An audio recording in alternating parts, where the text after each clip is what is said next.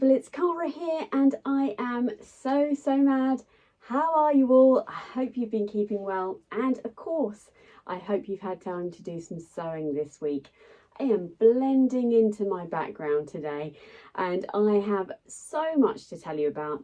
In fact, there will be some of you watching that think there is no way that one person can have sewed as much as I have in the past few weeks, because we're not just talking small projects, we're talking fairly major projects. But I have, but I confess that I haven't, because I haven't been doing the sorts of videos like this, the makes have been over a number of weeks, probably only 2 weeks, maybe 3 at tops, but I have been sort of doing various things. So I have a jacket, a sweatshirt, a bag, a dress, and 2 pairs of trousers to tell you about today. So I hope you enjoy that. I've had a lovely couple of weeks. I've got some bucket list things to tell you about, actually, because we went up to London last Sunday and that was one of the reasons why I wasn't around last weekend, so apologies. It's glad to be back recording, and I have to say I haven't missed a week's worth of recording through everything I've been through this year, so I feel like a bit of a newbie this week recording with you. But this is going to be a sort of a weekend sew style, sort of a bit of a take on a Friday sews, if you like, sharing with you what I've been up to. And I have to start with the jacket that I'm wearing because this is just exquisite. I have shared a little bit of this on my Instagram channel, so if you're not already following me there, please do head over to So Mad on Instagram, because I have shared quite a few little sort of clips of videos over there. And this is a Dandelion jacket using their Maison Fauve pattern. This is the Dandelion jacket here.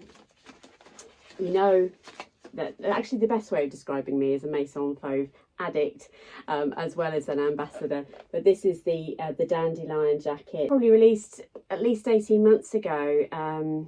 Certainly a winter make, might have been last year, might have been the year before when it got launched, but just didn't get round to making it because I'd made the Pilar jacket and then I'd made the tigress coat and so on.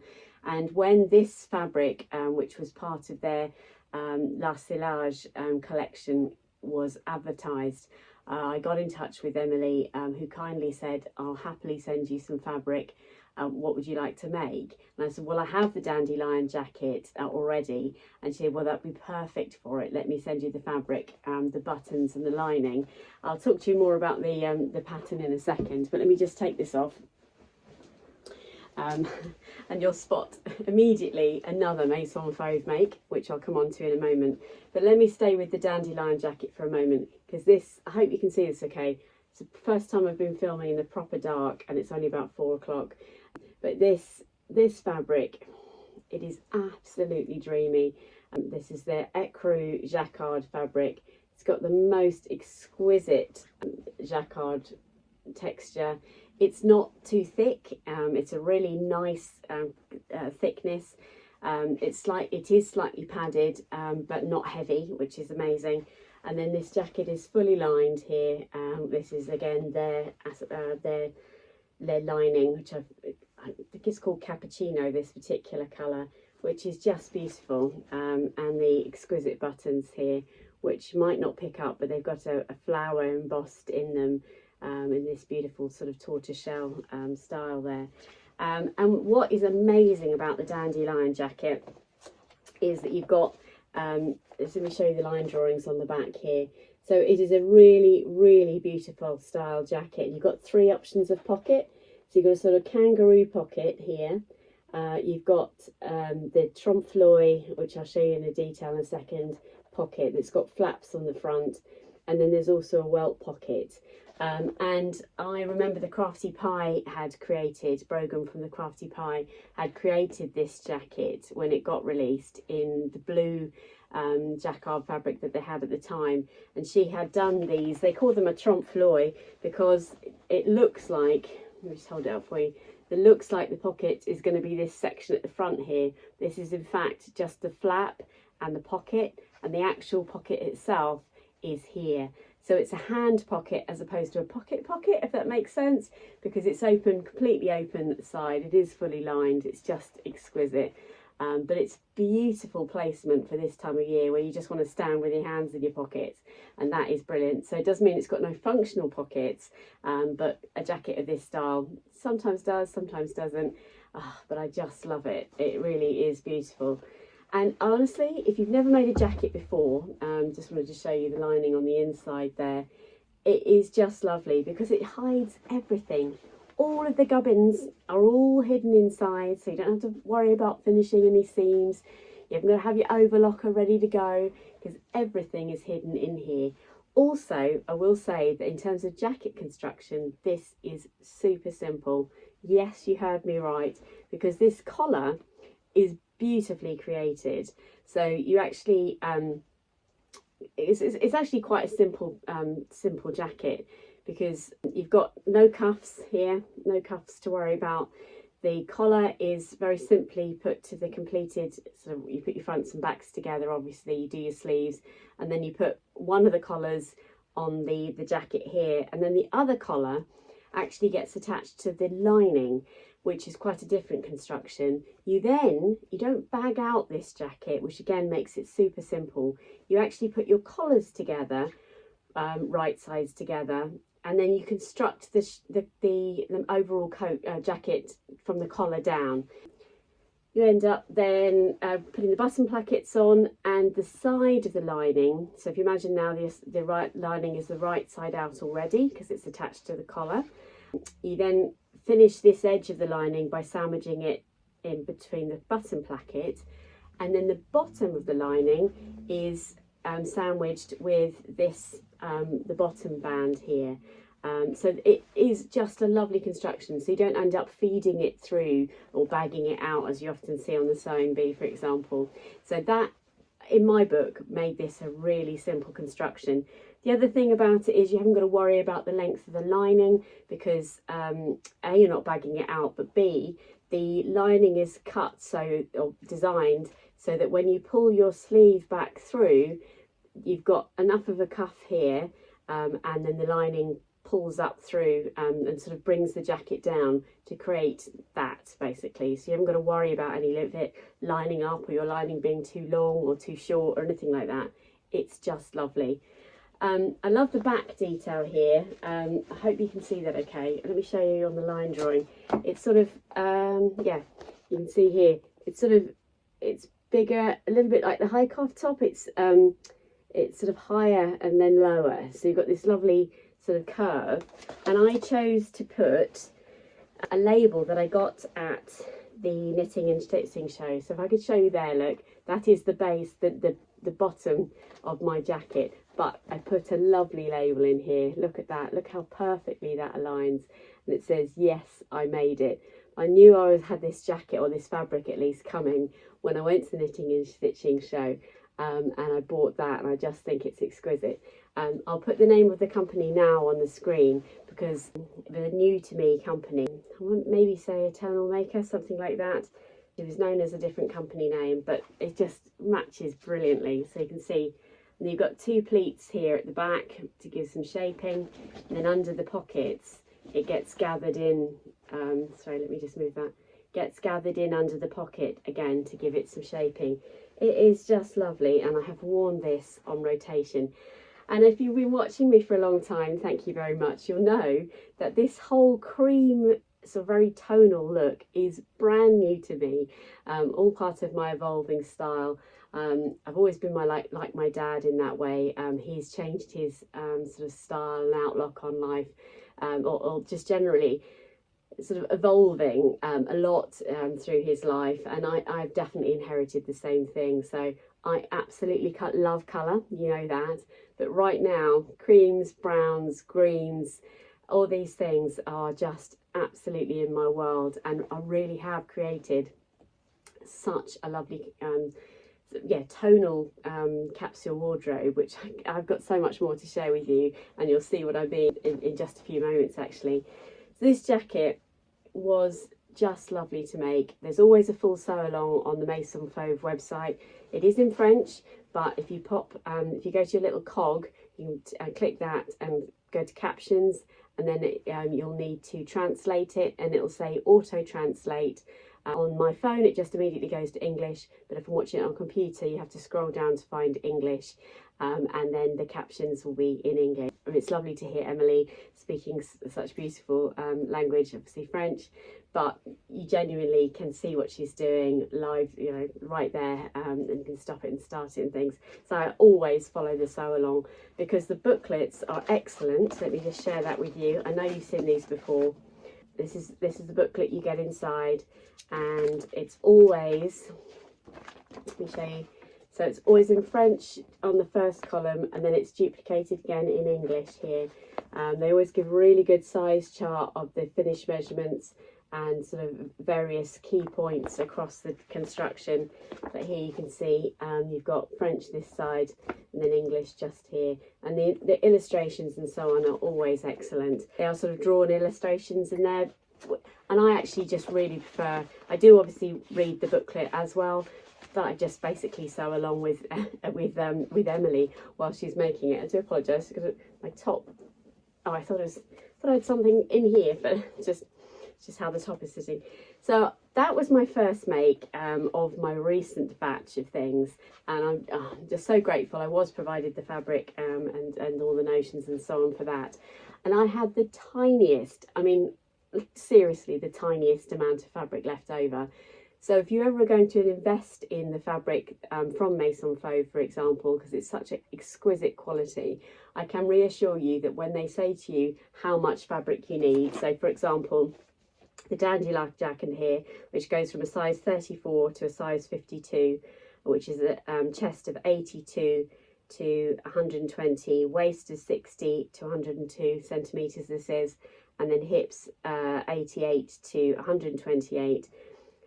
If you needed to see here, so the 34 to 38 would be a 1.4 meters, 40 to 48 would be 1.6, and 50 to 52 would be 180 centimeters. You then got up to 160 centimeters of lining required. So actually not too fabric hungry, is it? So just less than 2 meters of fabric and just less than or just over 1.5 meters of lining actually. And that's accurate, so you don't come away with a wasted amount of fabric, and unlike some pattern companies, can't name any specifically, but sometimes they're very generous in what they suggest. But with Maison Fauve I've always found that you've got very little left over. But if you do have some left over, then why not make yourself a bag? And I made the Bestie bag. Now this has definitely been doing the rounds in the sewing community. I saw Tamlin's, I've seen Sarah's.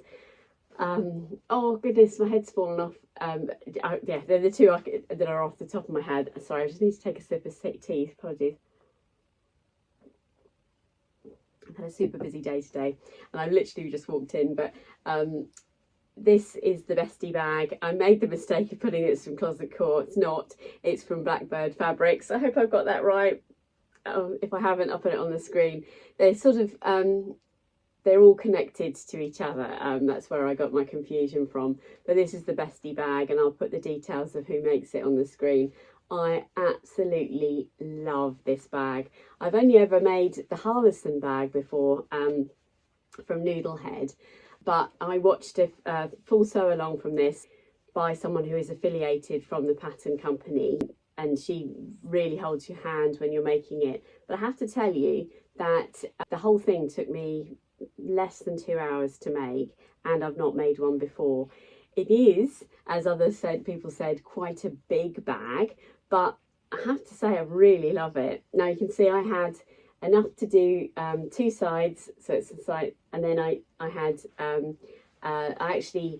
I had a pair of trousers that I had made for Maison Fauve, but sadly didn't fit me, so I repurposed the fabric from that pair of trousers because I just didn't want the fabric is so lovely, I didn't want to waste it. So I actually repurposed it and made the bottom of that. I didn't have enough for this anyway, and actually I thought it might be a bit more robust to have the cotton twill on the bottom there. I found a zip. I bought that from Cloth Control, who I've spoken about before, and then I've got the tabs here, and then on the inside this is a proper Maison Fauve remnant situation going on, because on the inside, in fact, maybe I'll just turn it inside out. It's beautifully, you know, I love the construction because it's fully lined. Yeah, I've not done this before, but I might as well. It's fully lined here, so I've put a Maison Fauve tag just here. You can see that there, it says Femme Fauve. And then you've got pockets, so you've got different pockets here. And this actually, coincidentally, because it combines so well, is a remnant of the Maison Fauve fabric that I made the Faye jumpsuit out of last year. And then you've got a pocket on the side here. And then I didn't really have, I didn't want to specifically go out and buy fabric. I was using up remnants, which is just the best scrap buster ever, isn't it? And do you remember my trompette blouse? I bought this satin from Cloth Control in Hastings, and I lined it in this. So it's just great fun. So an absolute remnant buster of a bag. I've literally tipped out everything on the floor because I've used it every day since I made it. I had ordered the sliders. You need a 38mm slider, and they hadn't arrived by the time I wanted to use this. So you basically construct a loop one side, and then you would ordinarily have the slider. But actually, I've just tied a knot, you know, as long as or short as you like, really. Absolutely love this. And if you saw there, I've got it was Remembrance Sunday here in England last Sunday, and I went up to London to go and see the filming of the Michael McIntyre The Big Show, which is a Saturday night show here in England. It airs next year. I've always wanted to see the filming of a show, a television show. So that was really exciting. You just basically queue up, you apply to get a ticket, you then have to go and queue and see if you can get a ticket, basically. Then you have to be at the box office quite early in the morning. We got tickets, we got stall seats. Look at this picture here, you can see how close I am to the stage. It was fabulous. And then after that, we went, and it was Remembrance Sunday, so we made our way over to the Cenotaph and were able to see the back end of the parade, the marching parade. So the King and everybody had gone, but lots of civilians who are ex-military, for example, are trooping past the Cenotaph and paying their respects and so on. There were brass bands there. I will put some footage in. I might put some footage in over the top of me speaking or something like that. But it was on my bucket list to go and see that. And we were literally standing opposite Downing Street, which I couldn't believe that we got that close. I thought we were not going to stand a chance.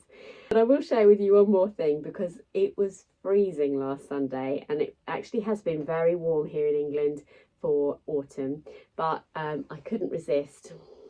I just couldn't resist a hat. Now I know that puts shadow on me right now. So, but let me put a picture in here, because this is what I wore last Sunday, and I absolutely loved it. So I had my tompette blouse on.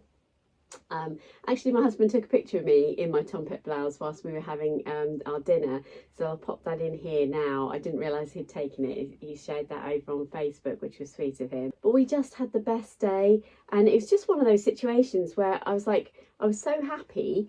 You know, I was really comfortable in my own clothes. I know that's a random thing to say out loud, but it's true. But I was cold, so I needed the hat. But this jacket is just the right consistency for autumn, actually. So I had the tompette blouse on, which is made in that satin. Sorry, again, is by Maison Fauve. And with this, and also the Pomona trousers that I am currently wearing. So that's going to be tricky to show you. But that's the fabric. I hope I've taken a picture, so I'm going to put it up here now. Excuse me, I'm just wiggling around here. I wanted some trousers that match. I wonder if I stand up whether I can show you them. Probably not. Let me just pan that down a little bit more, the chaos of my room. So I've been wearing these, so that I've been wearing them non-stop since I made them. So these are the Pomona trousers by Anna Allen. Now I'm not going to be able to, let me move you back up again. That was a daft thing to do, Cara, because it really didn't see anything there, did you? Let me put some footage in here. So I wanted some trousers that went with this whole tonal look that I've got going on. And as you know, I've made the Oh, it's gone completely out of my head. I've made the Recif trousers. I'll put a photo in there in here now. I love the Recif trousers. In fact, I love them that much. I will come back to the Pomonas in a moment. I'm already 20 minutes in. I've got loads of things to show you. The Recif trousers are these glorious style. I hope you can see these all right. So I have made them in black. That was one of the things I was going to share with you. And that's long been on my list to make, because I really love the style of these. So just as a reminder, you've got this beautiful pocket detail which is created as a facing, then you then sort of sew that to the outside. You've got lovely pockets on the back here, again with this beautiful facing feature. It's got a side zip, which up until this pair of trousers I hadn't got on with very well. And then you've got this lovely sailor sort of style feature at the bottom here. I hope you can see that, which is a very special, hopefully that's coming up okay, a very special turn up feature. So I had made, I will put a photo of me in those just there, sorry whilst I fiddle here. I made the Recif trousers in the beautiful caramel sort of twill from Maison Fauve. I then duplicated that because I needed to make them slightly bigger in this pair here, and I love it. However, since the weather has changed, excuse me a little bit, I love wearing these, and I love wearing them with boots. So I've got some nice chunky back boots, but I actually wanted something where the pockets sit. They're great with some tops, but I wanted a smoother silhouette, really, I suppose is what I'm saying, with some other tops. So I therefore decided to make the Anna Allen Persephone trousers, which hopefully I've taken a picture of and we'll slide in here. And as you can see, the trousers are actually quite similar in that they're quite wide. Yeah, there's just both amazing trousers, and they do sort of different jobs. The Persephone trousers don't have any pockets, or they do, but they have pockets that go into the waistband, and I didn't add them this time, excuse me, because I didn't feel like they added any value to me. I really like the pockets on the Recif trousers. So I've made these trousers as well. This was a twill fabric from Rainbow Fabrics. I think it's still available on the website, and I bought it when they had like a 40% off event, I think it was, or something like that. And it's beautifully soft. So if you haven't bought if you haven't been onto the Rainbow Fabrics site and seen their twills, I would absolutely recommend it, because it's just been lovely. So that's quite a lot I've talked about already, and I've still got a few things to go. So I've made the Dandelion Jacket, I made the Bestie bag, I made the Pomona trousers, I made a black pair of Recif trousers, which I will put a picture in if I haven't already. I wear the black Recif trousers predominantly to work, actually, because I think I was speaking about enabling items a few weeks ago, and they have enabled or released me to be able to wear a lot of things in my wardrobe, which is great fun. And then this amazing sweatshirt. It's the Ressac sweatshirt, again by Maison Fauve, which was only released last week. I saw this pattern be released and remembered, I immediately came into my sewing room and was like, what fabric have I got that I can make a sweatshirt in? And I got a reasonable amount of fabric. It's not a huge amount, but yeah, there's quite a lot of fabric there. And believe it or not, the only sweatshirting I had was actually this fabric here.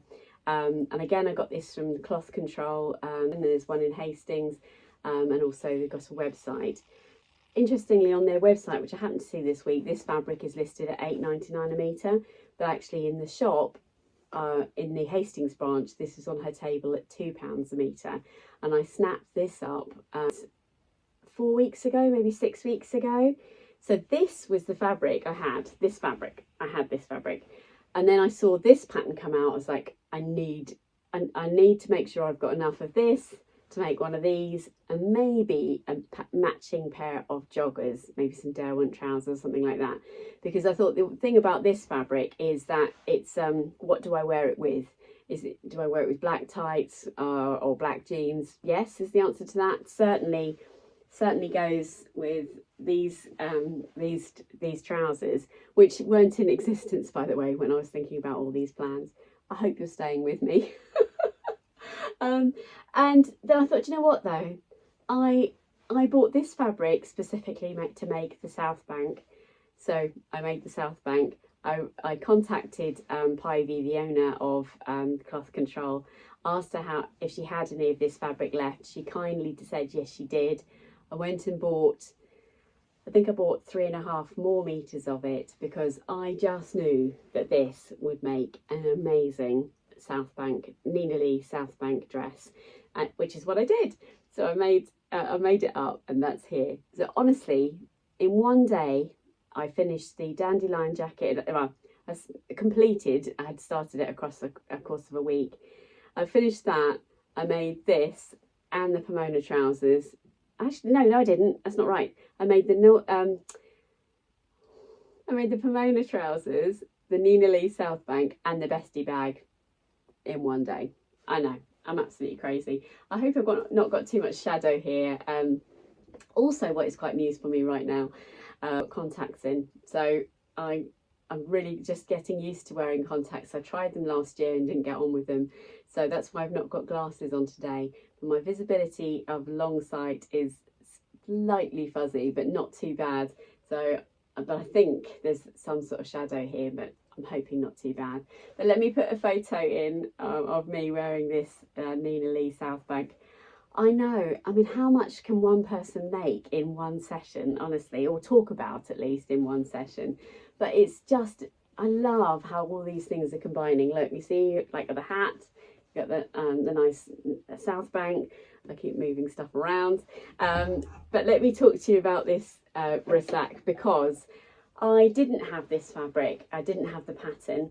I genuinely was waiting, like everybody else, for this pattern to be released. I was going to be ordering it from the Maison Fauve website. Absolutely going to be ordering it because Maison Fauve had just kindly given me that beautiful fabric there for the jacket.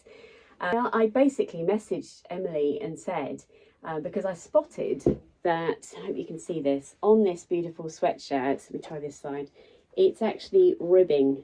This is specifically made for ribbing down the side here, and obviously the cuffs and the neckline. And I contacted Emily. I said, because I obviously had that fabric in mind, sorry, this fabric in mind to make it with, can I make it out of standard French terry or sweatshirting? And she said yes, you might need to adapt the pattern piece a little bit, which I'll come on to in a minute. And she just kindly said, would you like me to send you some fabric and the pattern? And I mean, what's the person to do? I'm not going to say no, am I? But I also, I'm just so honoured that they are supporting me in that way. And what I'm saying, I'm just very grateful for that, and would never necessarily just expect or ask in that way. So she kindly did send these to me. These arrived on Wednesday. I did a quick story and opening of that on Wednesday, and then I just had to find the time to make sure I'd made this as soon as I possibly could. This means I was tracing out this pattern at 6:30 in the morning and cutting it the following morning because I wanted to trace it, because I wanted to potentially have this in a few different sizes, because I'd like to make it as Christmas presents potentially for people. Well, that was my thinking anyway at the time. But oh, look at this sweatshirt. This is Andrea calls Andrea from Beyond the Pink Door. I heard her on Sunday saying elevated basic. She wasn't describing this pattern, she was describing I think the Charlie sweatshirt from Atelier Joux. But for me, this is definitely an elevated basic. If you don't know what I'm talking about, this is it here. The Ressac, I hope I'm saying that right, Ressac sweatshirt from Maison Fauve. It is just lovely. You've got beautiful star lines here. So you've got their trademark pleats here, which you can see just here and here and here. And then it's a raglan sweatshirt, which is what creates these two. So you've got sort of 4 lines across the front, which is just amazing. As I showed you before, you've got ribbing at the sides here, and this is very clever. I hope I can do this justice, because it's not just the side panel here, but it's a triangle under your arm as well, which it looks complicated. It isn't. All the notches are perfect, absolutely amazing. And then, ta-da! Check out the pockets. Look, I hope you can see that all right. How lovely is that? So this goes all the way, look, all the way, across the front. And it is so simply created, so cleverly designed. And then you've got a front band here, which is sweatshirt material here, and then it's actually ribbing across here. As I say, it's raglan, and then it's got a neck, obviously the neckline here as well. Again, full sew along, which I absolutely followed. I didn't have any difficulties with this at all. The only difficulty I had is my overlocker decided to die. Dead as a dodo. I knew it needed new blades because it was chewing everything up. Then it just went clunk. So I'm like, oh! So I was really moody and upset about that. And then Molly came into my room and went, Mom, what's that down there? And I'd forgotten that very kindly, and not forgotten, but I hadn't used for a long time. A very dear friend that I used to work with gifted me his mother's overlocker when I left work for them, and so I actually got that back out, and I was able to make this sweatshirt on the other overlocker, which was great. So grateful. So grateful to Molly too. But so predominantly made on an overlocker, and there's meant to be some twin needling going on here. I didn't do that, and I haven't actually finished all of the insides yet because it was midnight last night when I was finishing this. But I love it. The only thing I changed, so I had a couple of user error moments on this make, and totally my fault. There is a pattern piece. In fact, there's two pattern pieces that are drawn as one piece. I think one is the bottom band, and then the other is the cuff. Now there isn't a gap between the two pattern pieces, but there is a demarcation of this pattern pieces by a solid line with a fold symbol on it. And from that point, it's the largest sizes to the smallest sizes, if that makes sense, of the cuff band. In my sort of mix of doing things and tracing, I had drawn, because I put a felt tip round, I think I've taken a picture of it, but I put a felt tip round, a pen round the line of the size I needed to make, put my tracing paper over the top, and then drew round it. And I drew round the wrong piece, and it's kind of because of the non-split of the pattern pieces. I hope that makes sense. So when I put the cuff together, I'm like, this is huge. I don't know what I've done, and so yes, I had made that wrong, so I had to change that, which is fine. No harm in making that. The only other thing which I need to test is, and again, I should have looked before I spoke to you about it, but I had to take a cuff amount off the bottom of my sleeve, because the actual sleeve came to here, and then I was going to have a cuff on top of that. So I haven't had a chance to check it, but I'm just telling you as if I'm chatting to you at a coffee shop. So I would just try the arm. I literally just put it up to my shoulder, if you like, knowing where it would sit, and made sure the sleeve length was fine. I'm absolutely certain that's user error on my part too, because I was tracing, and I think I probably put the lines in the wrong place. But I absolutely love this. So I made a size 42, which fits my measurements almost exactly, and I personally think that's just a perfect sweatshirt size. So it's not too tight, it's not too small. I think I probably could size down one if I wanted a slightly slender, but I also did actually take out about 2 centimetres out of the back seam, because once you've made it, you can't change. There's no side seam here. This is all the seam lines are here, so there's no side seam that you could sort of zip down, if you like. It's such a shame I can't show. Can you see that? Oh, can you see that shape there? It's a beautiful triangle that comes out. I don't think you can even see it. Can't really see it, but it's just the design detail on this is amazing. Enough said, really. Oh my goodness, I've done so much talking there, and I know I'm just enthusiastic about what I do. This is their brand new French terry. It's actually very cotton feeling, so there's no stretch to this at all. Makes it very breathable. it's coming up on the screen as if it's quite creased, I think, but that's just the light and the shadow in the room here working.